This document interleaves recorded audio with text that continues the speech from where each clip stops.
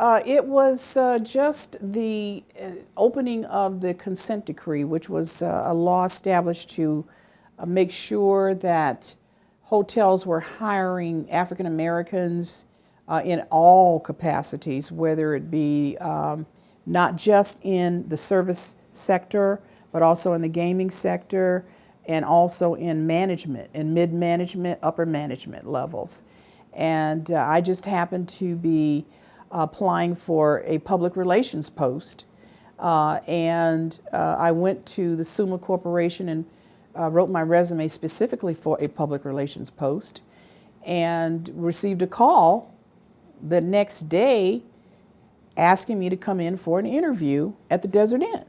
Because at that time, the Desert Inn was part of the Howard Hughes regime. And as you know, Howard Hughes owned several hotels. He owned the Sands, the Desert Inn, the Frontier, the Castaways, and the Landmark. And he had just left the Desert Inn, the ninth floor, because that's where he lived for a number of years. He was ill, so that's when he left the Desert Inn then. I was interviewed by the entertainment director and the publicity advertising manager, two women. And they were very, very, I would say, very, very sure of themselves. But then I asked the question.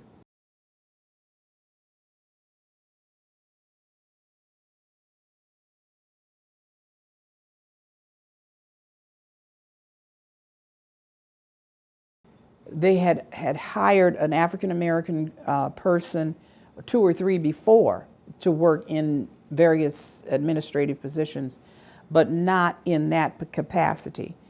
And I said, okay, fine. So later on that evening, I got a call at home. The corporate office called me. And the corporate publicity and public relations director, his decision was to hire me because one of the questions of race that I asked that question. It was very interesting because I was actually working with entertainers and their contracts and as well as the press to bring the publicity to the hotel and also to advertise who was appearing there and the events that would be taking place there.